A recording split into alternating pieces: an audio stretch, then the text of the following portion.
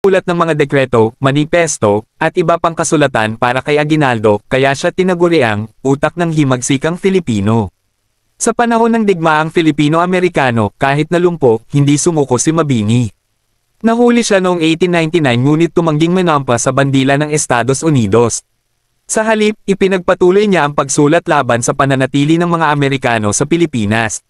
Dahil dito, siya ay muling hinuli at ipinatapon sa Guam. Sa Guam, natapos niya ang La Revolution Filipina, isang pagsusuri sa kasaysayan ng himagsikang Filipino. Pinayagan siyang makabalik sa Pilipinas noong 1903. Pagdating niya sa Maynila, tinanggihan niya ang alok na trabaho sa gobyernong sibil ng mga Amerikano. Siya ay namatay sa sakit na kolera noong ika-13 ng Mayo taong 1903 sa Maynila. Mayroong 2 monumento na alay kay Apolinario Mabini sa Asan Beach Trail sa Guam. Ang mga ito ay nagpapakita ng pagkilala sa kanyang papel sa pakikibaka para sa kalayaan ng Pilipinas.